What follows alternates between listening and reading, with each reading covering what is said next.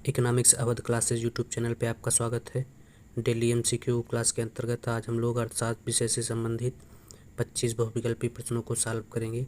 यह प्रश्न TGT, PGT, NET, JRF, KVS, NVS, GIC, LT, Jharkhand एवं बिहार प्रवक्ता परीक्षा के लिए महत्वपूर्ण हैं। पिछली टीचिंग परीक्षाओं से यह क्वेश्चन लिए गए हैं और आगामी टीजीटी एवं पीजीटी की परीक्षा में यहाँ से क्वेश्चन मिलने की संभावना है। 1 नंबर क्वेश्चन है, रिकार्डो के लगान सिद्धांत में जिस भूमि पर शून्य लगान मिलती है उसे कहते हैं सीमांत भूमि कहते हैं, अविनाशी भूमि कहते हैं, लगान वाली भूमि कहते हैं, प्राकृतिक उपहार कहते हैं। तो रिकार्डो के लगान सिद्धांत में जिस भूमि पर शून्य लगान मिलती है या कोई लगान नहीं मिलती है तो ऐसी भूमि को सीमांत भूमि कहा जाता है। लगान के संबंध में प्रतिष्ठित अर्थशास्त्री रिकार्डो आधुनिक अर्थशास्त्रियों के अलग अलग विचार थे। प्रतिष्ठित अर्थशास्त्रियों का मानना था कि लगान एक प्रकार का अतिरेक है जो लागत से भिन्न होता है। इसमें रिकार्डो का मानना था लगान एक प्रकार का अतिरेक है जो भूमि की मौलिक एवं अविनाशी शक्तियों के प्रयोग के लिए भूमिपति को भुगतान किया जाता है। यह परिभाषा पूछी जाती है किसकी है, तो रिकार्डो की यह परिभाषा है। इसके अलावा आधुनिक अर्थशास्त्रियों में जॉन रॉबिन्सन का मानना था लगान को साधनों की विशिष्टता के आधार पर परिभाषित किया जा सकता है। जो साधन जितना ही अधिक विशिष्ट होगा उसको लगान का भुगतान उतना ही अधिक किया जाएगा और जो साधन पूर्णतः अविशिष्ट होगा उस पर कोई लगान या अतिरेक प्राप्त नहीं होगा। तो यह लगान के संबंध में कुछ प्रतिष्ठित अर्थशास्त्री और आधुनिक अर्थशास्त्रियों के विचार थे। अगला 2 नंबर क्वेश्चन है, मजदूरी कोष सिद्धांत के प्रतिपादक हैं माल्थस, एडम स्मिथ, रिकार्डो, मिल। तो मजदूरी कोष सिद्धांत के जो प्रतिपादक हैं वह जेएस मिल को माना जाता है। जेएस मिल डी ऑप्शन में है। इसके अलावा कई मजदूरी के संबंध में सिद्धांत दिए गए। सबसे पहला सिद्धांत है मजदूरी का लौह या प्राकृतिक अथवा जीवन निर्वाह सिद्धांत। इस सिद्धांत के प्रतिपादक टरगार्ड को माना जाता है। इसी सिद्धांत को ही जर्मनी के अर्थशास्त्री लासेल ने मजदूरी का लौह सिद्धांत कहा। मजदूरी के जीवन निर्वाह सिद्धांत को ही मजदूरी का लौह सिद्धांत कहा जाता है। मजदूरी का रहन सहन सिद्धांत या मजदूरी का सुनहरा सिद्धांत जो है वह टॉरेंस द्वारा दिया गया था। टॉरेंस द्वारा मजदूरी का रहन सहन या मजदूरी का सुनहरा सिद्धांत दिया गया था। इसके अलावा मजदूरी कोष सिद्धांत जेएस मिल द्वारा दिया गया था। यही पूछा गया है मजदूरी कोष सिद्धांत के प्रतिपादक कौन हैं, तो जेएस मिल हैं। और जेएस मिल ने अपनी पुस्तक प्रिंसिपल ऑफ पॉलिटिकल इकोनॉमी में 1848 में इस सिद्धांत का प्रतिपादन किया था।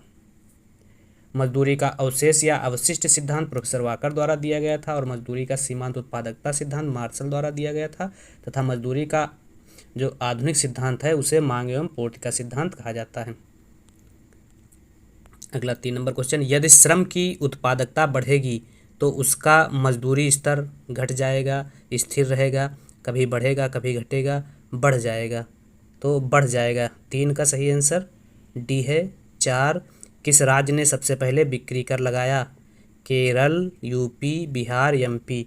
तो बिहार द्वारा सबसे पहले बिक्री कर लगाया गया था। 4 सी सही है। 5, अप्रत्यक्ष कर लगाया जाता है संपत्ति पर, व्यक्तिगत आय पर, वस्तुओं पर, कंपनी के लाभ पर। तो अप्रत्यक्ष कर क्या है? अप्रत्यक्ष कर जिस व्यक्ति पर लगाया जाता है वह किसी अन्य व्यक्ति पर टालने में सफल नहीं होता है और जिस पर यह कर लगाया जाता है वही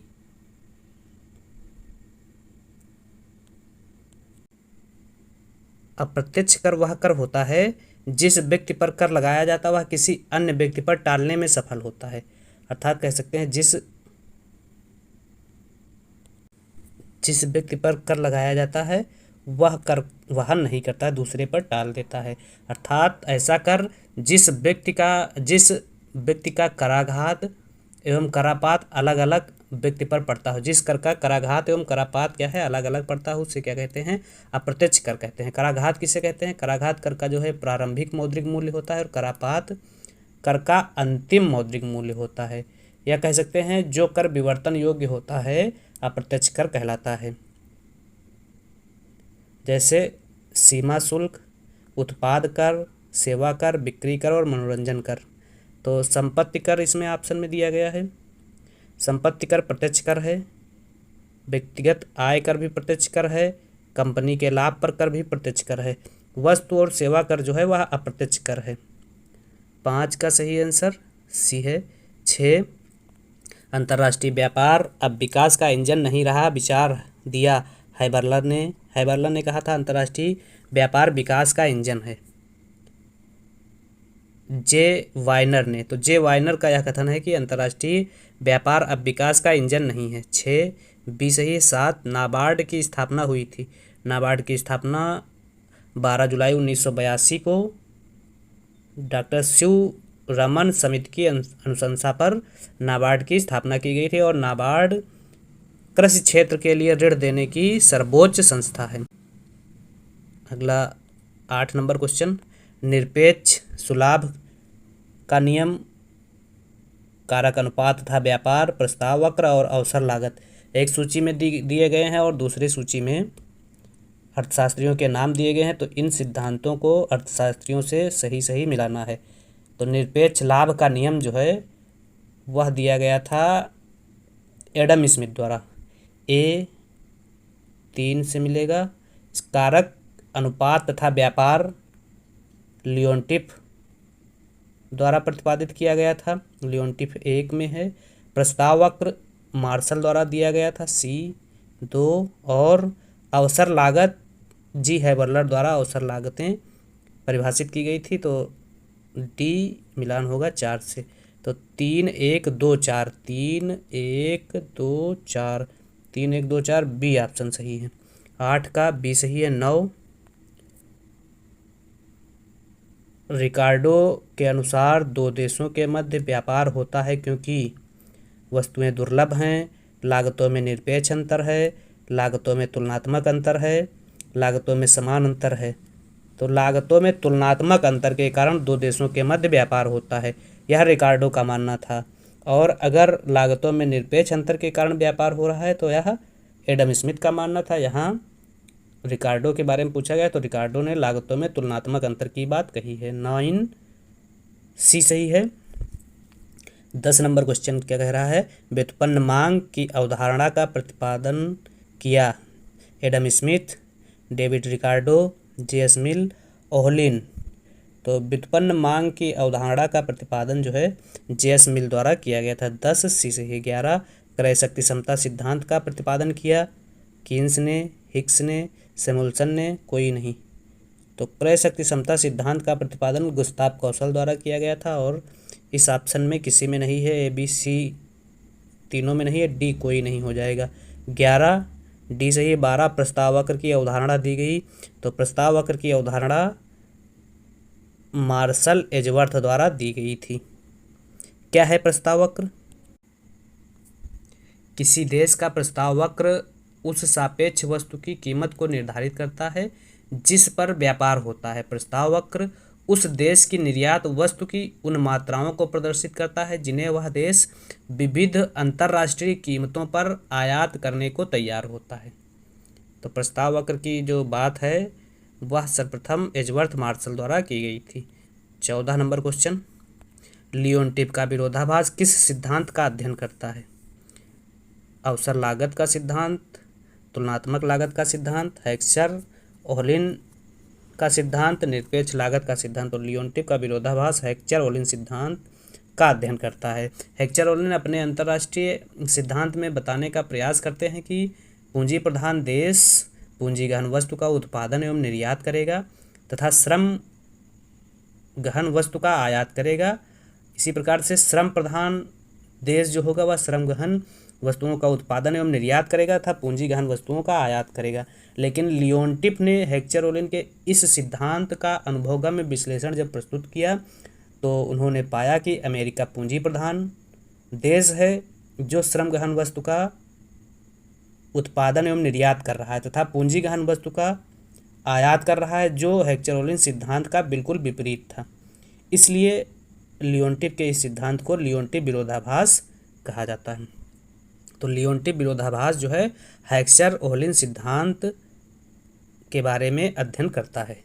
13 सी सही है। 14 कौन सी लागत दशाओं के अंतर्गत अंतर्राष्ट्रीय व्यापार नहीं होता है? लागतों में निरपेक्ष अंतर, लागतों में सापेक्ष अंतर, लागतों में तुलनात्मक अंतर, लागतों में समान अंतर।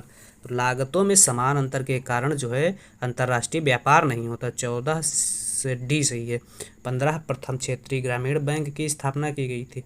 तो प्रथम क्षेत्रीय ग्रामीण बैंक की स्थापना 2 अक्टूबर 1972 में हुई थी। 1972 सी ऑप्शन में। 15 सी सही है। 16 किसे नोट छापने का एकाधिकार है? एग्जिम बैंक नहीं, गलत। वित्त मंत्रालय सिर्फ 1 रुपये का नोट छापता है। वाणिज्यिक बैंक, यह भी गलत। तो इसमें सही है सी, रिजर्व बैंक नोट छापने का कार्य करता है। अगला 17 नंबर क्वेश्चन, एकल बैंकिंग प्रणाली बड़ी लोकप्रिय है इंग्लैंड में, संयुक्त राज्य अमेरिका में, जापान में, भारत में। तो एकल बैंकिंग प्रणाली जो है वह लोकप्रिय है संयुक्त राज्य अमेरिका में। 17 बी सही है। 18 सरकारी प्रतिभूतियों का संबंध होता है प्रतिभूति बाजार से, गिल्टेज बाजार से, शेयर बाजार से, पूंजी बाजार से। तो प्रतिभूति का संबंध गिल्टेज बाजार से है। 18 बी सही है। 19 अंतर्राष्ट्रीय व्यापार के आधुनिक सिद्धांत का श्रेय दिया जाता है बी ओहलिन को, जे वाइनर को, रिकार्डो को, मार्शल को। तो अंतर्राष्ट्रीय व्यापार के आधुनिक सिद्धांत का श्रेय जो है बी ओहलिन को दिया जाता है। 19 ए सही है। 20 मजदूरी एवं लाभ में विलोम संबंध को सर्वप्रथम किसने दर्शाया था? जे.एस. मिल ने, कार्ल मार्क्स ने, रिकार्डो ने, एडम स्मिथ ने। तो मजदूरी एवं लाभ में विलोम संबंध को सर्वप्रथम एडम स्मिथ द्वारा दर्शाया गया था। 20 डी सही है। 21 ब्रिटेन वुड व्यवस्था विश्व स्तर पर अंतिम रूप से ध्वस्त हो गई थी किस वर्ष? 1971 में ध्वस्त हुई थी ब्रिटेन वुड व्यवस्था। 20 सूत्री कार्यक्रम का आरंभ किस पंचवर्षीय योजना में किया गया? तीसरी योजना में, 5वीं में, वार्षिक में, चौथी में। तो 20 सूत्रीय कार्यक्रम का प्रारंभ जो है 1975 में किया गया था और 1975 जो है वह 5वीं पंचवर्षीय योजना के अंतर्गत आता है, क्योंकि 5वीं पंचवर्षीय योजना 1974 से प्रारंभ होकर 1978 तक चली थी। 1 वर्ष पहले 5वीं योजना समाप्त कर दी गई थी। अगला जो क्वेश्चन है 23 नंबर, अनवरत योजना भारत में लागू की गई। तो अनवरत योजना भारत में किस वर्ष लागू की गई थी? 78-79 में लागू की गई थी। और अनवरत योजना के जो जनक हैं गुरनार मित्तल को माना जाता है। तो 78-79 सी ऑप्शन सही है। अगला 24 नंबर, निम्न चित्र में प्रदर्शित है मांग में वृद्धि, मांग में कमी, मांग में विस्तार, मांग में संकुचन। तो उसी कीमत डिमांड पहले x0 थी और अब बढ़कर x1 हो गई, तो क्या कहेंगे? मांग में वृद्धि कहेंगे। 24 ए सही है। 25 भारत में किस आयोग द्वारा हाल में योजना आयोग को प्रतिस्थापित किया गया है? विनिवेश आयोग, वित्त आयोग, नीति आयोग, प्रशासनिक सुधार आयोग। तो 2001 जनवरी 2015 को योजना आयोग की जगह वित्त आयोग ने ले ली थी। योजना आयोग की जगह नीति आयोग ने ले ली थी और नीति